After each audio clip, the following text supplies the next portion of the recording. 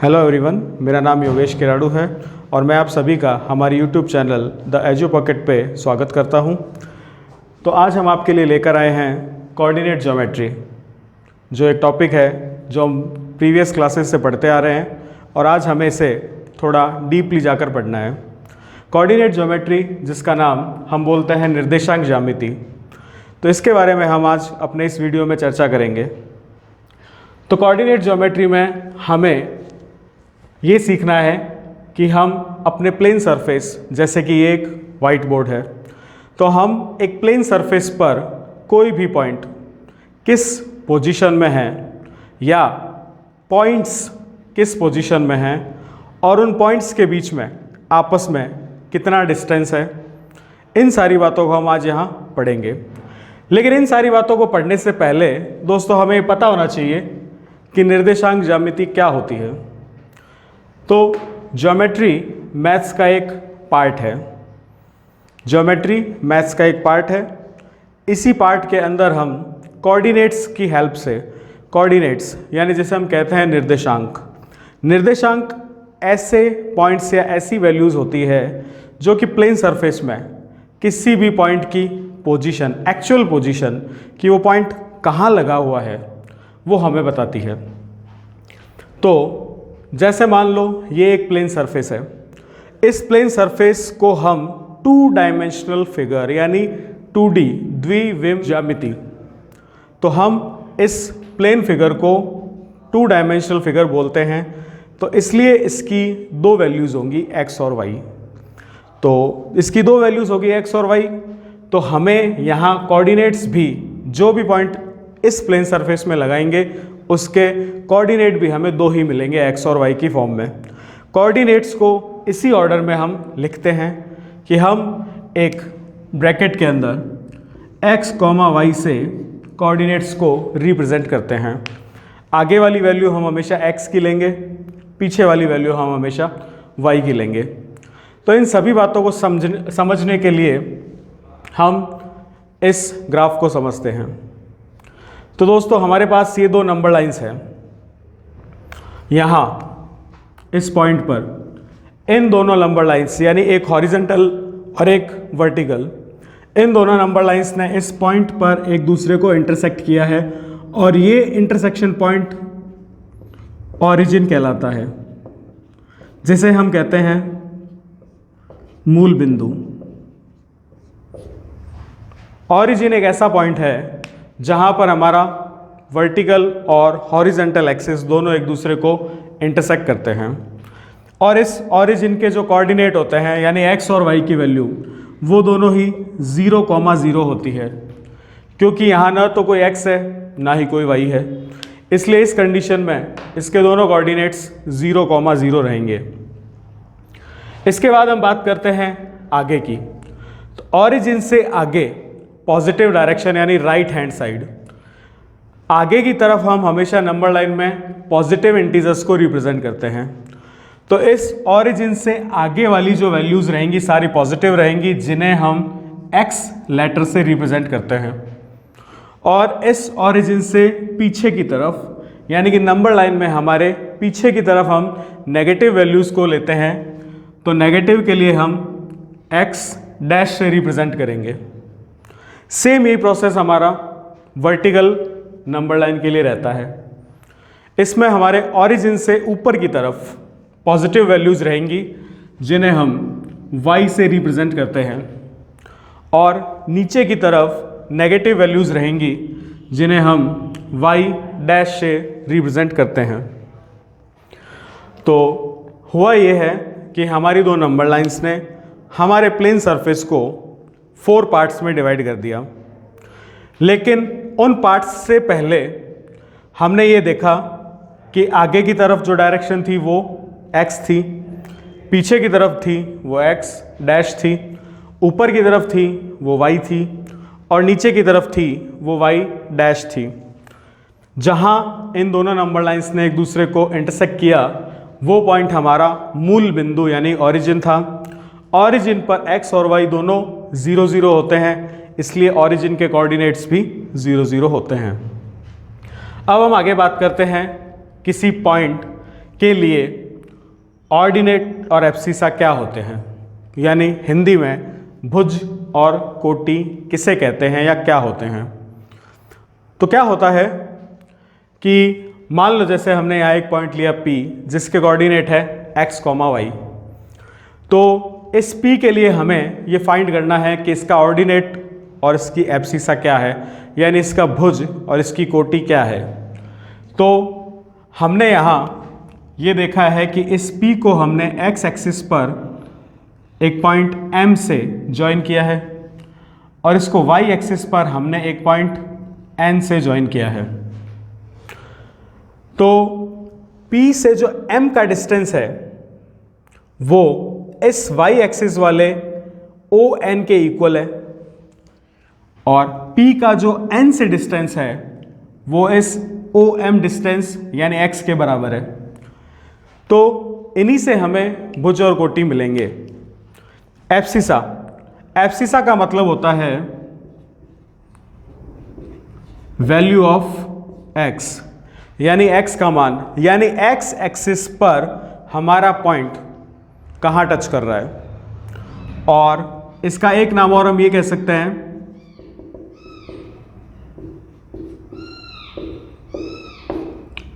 Distance from y।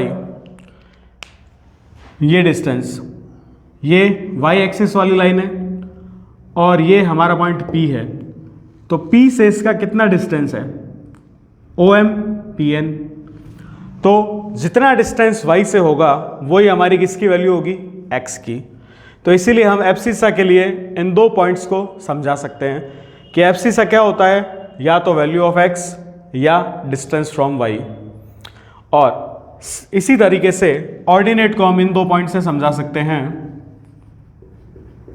Value of y और distance from x। जैसे ये P पॉइंट है, ये x से कितना दूर है, PM, और इसमें जो y की वैल्यू होगी वही हमारा ऑर्डिनेट होगा। तो distance from x and value of y वो हमारा ऑर्डिनेट यानी कोटि कहलाएगा। तो इससे आगे हम सेकंड पार्ट की तरफ चलते हैं, जिसमें फिर से हमने एक ग्राफ लिया है, या यूँ समझ लीजिए फिर से हमने अपने प्लेन सरफेस को दो एक्सेस, एक हॉरिजेंटल और एक वर्टिकल, से चार पार्ट्स में डिवाइड किया है। तो सबसे पहले बात आती है इन चारों पार्ट्स को हम क्या कहते हैं। तो इन चारों पार्ट्स को first, second, third and fourth, all four parts are called quadrants. ये जो चार पार्ट हमने यहां मेंशन किए हैं, फर्स्ट, सेकंड, थर्ड और फोर्थ से, इन चारों पार्ट्स को हम क्वाड्रेंट्स कहेंगे, जिन्हें हिंदी में हम कहते हैं चतुर्थांश, चतुर्थ अंश। यानी टोटल ये चार पार्ट है, इसलिए हमने 4 का यूज़ किया है, और क्वाड्रेंट्स का मतलब भी चतुर्थांश ही होता है। तो जो फर्स्ट पार्ट है हमारा, इसे हम कहेंगे प्रथम चतुर्थांश यानी फर्स्ट क्वाड्रेंट। इसे हम कहेंगे सेकंड क्वाड्रेंट यानी द्वितीय चतुर्थांश। इसे हम कहेंगे थर्ड क्वाड्रेंट यानी तृतीय चतुर्थांश, और इसे हम कहेंगे फोर्थ क्वाड्रेंट यानी चतुर्थ चतुर्थांश। अब बात आती है कि इन क्वाड्रेंट से हमारे कोऑर्डिनेट्स पर क्या इफेक्ट पड़ता है। तो बात यह है कि हमारा पॉइंट जिस क्वाड्रेंट में होगा उसके कोऑर्डिनेट भी उस क्वाड्रेंट के हिसाब से होंगे। कैसे?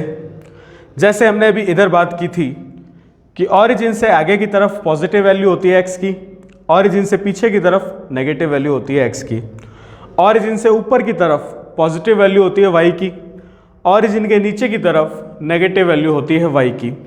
तो वही बात हमारी यहाँ है कि ये हमारा ऑरिजिन है, यहाँ ऑरिजिन से आगे x की कौन सी वैल्यूज चल रही है, पॉजिटिव वैल्यूज। ऑरिजिन से ऊपर y की भी कौन सी वैल्यूज चल रही है, पॉजिटिव वैल्यूज। तो ये जो फर्स्ट क्वाड्रेंट है हमारा, इस फर्स्ट क्वाड्रेंट के अंदर अगर हम किसी भी पॉइंट को प्लॉट करेंगे या अगर हमें यहाँ कोई भी पॉइंट ऑलरेडी पहले से ही प्लॉट मिलेगा तो इसके क्वाड्रेंट दोनों x और y पॉजिटिव होंगे। यानी फर्स्ट क्वाड्रेंट के अंदर x की वैल्यू भी पॉजिटिव होगी और y की वैल्यू भी पॉजिटिव होगी। क्वाड्रेंट्स चलेंगे एंटी क्लॉकवाइज डायरेक्शन में। तो फर्स्ट से सेकंड होगा लेफ्ट साइड की तरफ, पीछे की तरफ।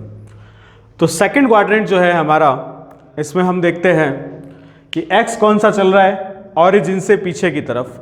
तो ऑरिजिन से पीछे की तरफ x की वैल्यूज नेगेटिव होती है।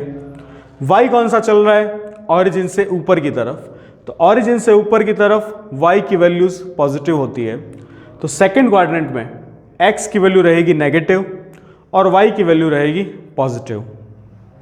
उसके बाद बात आती है थर्ड क्वाड्रेंट की, कि थर्ड क्वाड्रेंट में क्या होगा। तो थर्ड क्वाड्रेंट में x भी चल रहा है ऑरिजिन से पीछे की तरफ, यानी इसमें भी x की वैल्यूज नेगेटिव होंगी। y चल रहा है ऑरिजिन से नीचे की तरफ, तो इसमें y की वैल्यूज भी नेगेटिव होगी। तो x भी नेगेटिव, y भी नेगेटिव। इसका मतलब है कोऑर्डिनेट्स में x और y दोनों नेगेटिव माने जाएंगे। तो x भी माइनस एंड y भी माइनस। फिर बात आती है लास्ट फोर्थ क्वाड्रेंट की। तो इसमें हमारा आगे की तरफ चल रहा है ऑरिजिन से x, तो x की वैल्यू रहेगी इसमें पॉजिटिव। y हमारा चल रहा है ऑरिजिन से नीचे की तरफ, तो y की वैल्यूज रहेगी नेगेटिव। तो फोर्थ क्वाड्रेंट में हमारे जो कोऑर्डिनेट्स रहेंगे उसमें x पॉजिटिव रहेगा और y रहेगा नेगेटिव। तो ये बात थी चारों क्वाड्रेंट्स की, हमारे कोऑर्डिनेट के साथ क्या रिलेशन था। तो एक बार मैं वापस इस बात को रिपीट कर देता हूँ कि अगर फर्स्ट क्वाड्रेंट में कोई पॉइंट है तो उसमें x और y दोनों की वैल्यू पॉजिटिव रहेगी। अगर सेकंड क्वाड्रेंट में कोई भी पॉइंट है तो इसमें आपका x रहेगा नेगेटिव, y रहेगा पॉजिटिव। थर्ड क्वाड्रेंट में अगर कोई भी पॉइंट है तो उसमें x और y दोनों रहेंगे नेगेटिव। और अगर फोर्थ क्वाड्रेंट में कोई भी पॉइंट है तो उसके अंदर आपका x रहेगा पॉजिटिव और y रहेगा नेगेटिव। तो आगे हम बात करते हैं हमारे C पॉइंट यानी डिस्टेंस फॉर्मूला की, जिसे हम हिंदी में कहते हैं दूरी सूत्र। तो डिस्टेंस से यहाँ मतलब हमारा ये है कि हमारे प्लेन सरफेस में हमें अगर दो पॉइंट्स के बीच में आपस में दूरी निकालनी हो, जैसे हमें कोई भी दो पॉइंट्स दे रखे हों और हमें ये बात पता करना हो कि उन दोनों के बीच में कितनी दूरी है, कितना डिस्टेंस है, तो उसके लिए हमें क्या करना है। तो सबसे पहले इसके लिए हमें अपनी पाइथागोरस थ्योरम, पाइथागोरस प्रमेय याद होना बहुत ज़रूरी है। पाइथागोरस थ्योरम या पाइथागोरस प्रमेय में हमें ये बताया गया है कि अगर हमारे पास कोई राइट ट्रायंगल यानी समकोण त्रिभुज हो, तो समकोण त्रिभुज में हम क्या करते हैं, यहाँ 90 डिग्री का एक एंगल होता है, 90 डिग्री का एक कोण होता है। उसके ठीक सामने की साइड को हम हाइपोटेनियस यानी कर्ण कहते हैं। इस नीचे वाली साइड को हम बेस यानी कि आधार कहते हैं और इस परपेंडिकुलर साइड को हम परपेंडिकुलर या लंब कहते हैं। तो पाइथागोरस थ्योरम हमें ये कहती है कि hypotenuse square is equals to base square plus perpendicular square. तो जब हम इस स्क्वायर को राइट साइड में ट्रांसफर करते हैं तो h इक्वल्स टू हो जाता है square root of base square plus perpendicular square. अब ये सिर्फ हमने पाइथागोरस थ्योरम समझी है। अब हमारे ये थ्योरम डिस्टेंस फार्मूला में कैसे काम आएगी वहाँ बात करते हैं हम। तो हमारे पास एक पॉइंट P है और दूसरा पॉइंट Q है। हमें इन दोनों के बीच का डिस्टेंस यानी PQ फाइंड करना है। तो हमने सबसे पहले P और Q को आपस में ज्वाइन किया, मिलाया। इसके बाद हमने P को x एक्सिस से भी मिलाया, P को y एक्सिस से भी मिलाया, हमने Q को x एक्सिस से भी मिलाया और हमने Q को y एक्सिस से भी मिलाया। तो P को जब हमने y से मिलाया, Q को हमने y से मिलाया, P और Q को हमने x से मिलाया, तो हमने इस Q को x से मिलाने वाली लाइन के साथ एक परपेंडिकुलर PR डाला, तो यहाँ R पर एक 90 डिग्री का एंगल बनेगा। तो इससे हमें मिला PQR एक right triangle. PQR is a right triangle. तो इसमें अब हम अपना पाइथागोरस थ्योरम यूज करेंगे।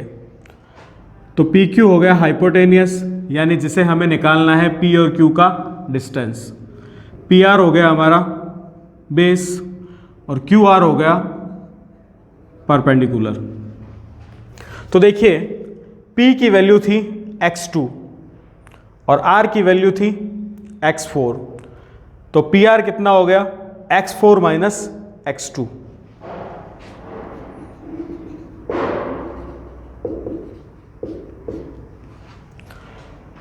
R की वैल्यू है y1, Q की वैल्यू है y3।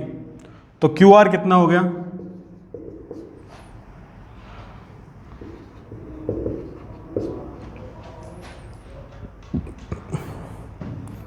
तो हमें यहां हाइपोटेनियस स्क्वायर निकालना है। तो हाइपोटेनियस PQ है हमारा, तो PQ square equals to PR square plus QR square. तो PQ equals to square root of PR square plus QR square. तो बात यह है कि हमने यहाँ PR को लिया है x4 माइनस x2 और QR को लिया है y3 माइनस y1। तो ये थोड़ा सा कंफ्यूजिंग है, हम इसको दूर करते हैं कन्फ्यूजन को। हमें ये याद रखना है कि PR या QR निकालते वक्त हमें सिर्फ ये देखना है कि x कोऑर्डिनेट में क्या चेंज आया है, यानी P और R के x कोऑर्डिनेट का डिफरेंस। उसी तरह से हमें QR निकालते वक्त ये देखना है कि y कोऑर्डिनेट में क्या डिफरेंस आया है, तो Q और R के y कोऑर्डिनेट का डिफरेंस। तो हम PQ के लिए यही लिखेंगे यहाँ, PR चेंजेज इन x, तो हम इसको लिख लेंगे x2 माइनस x1 का होल स्क्वायर प्लस QR के लिए चेंजेज इन y, तो हो जाएगा y2 माइनस y1 का होल स्क्वायर। तो हमारा जो डिस्टेंस फॉर्मूला या दूरी सूत्र है वो यही है।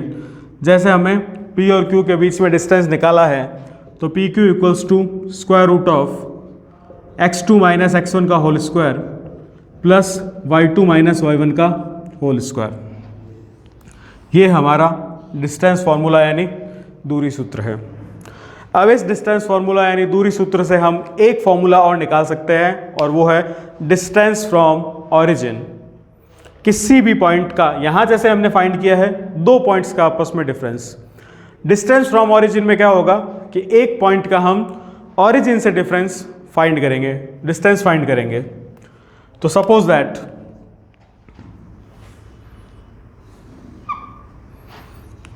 कोई पॉइंट P है जिसके कोऑर्डिनेट है x, y और ऑरिजिन O है जिसके कोऑर्डिनेट क्या होते हैं 0, 0। तो OP यानी डिस्टेंस फ्रॉम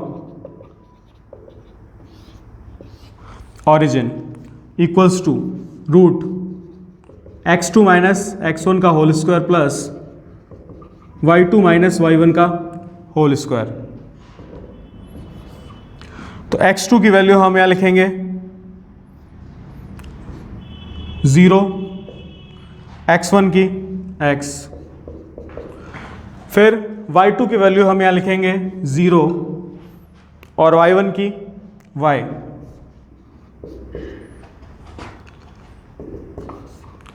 तो 0 माइनस x और माइनस x का स्क्वायर प्लस का x square, 0 minus y and minus y का स्क्वायर प्लस y स्क्वायर। तो ये आएगा हमारा second formula distance from origin. तो डिस्टेंस फ्रॉम ऑरिजिन का formula square root of x square plus y square. तो आज हमने बात की कोऑर्डिनेट ज्योमेट्री की, जिसमें हमने कोऑर्डिनेट ज्योमेट्री क्या होती है, क्वाड्रेंट्स क्या होते हैं, डिस्टेंस फार्मूला क्या होता है और डिस्टेंस फ्रॉम ऑरिजिन कैसे निकालते हैं, इन पॉइंट्स पे आज हमने बात की है। अगर आपको हमारा वीडियो पसंद आया तो इसे लाइक करें, हमारे YouTube channel the edu pocket को सब्सक्राइब करें, कमेंट करें। अगर आपको हमसे कोई भी बात शेयर करनी है, कुछ पूछना हो तो ज़रूर कमेंट बॉक्स में हमें सजेशन दें, अपने सुझाव दें, हमें अपना प्यार दें। Thank you.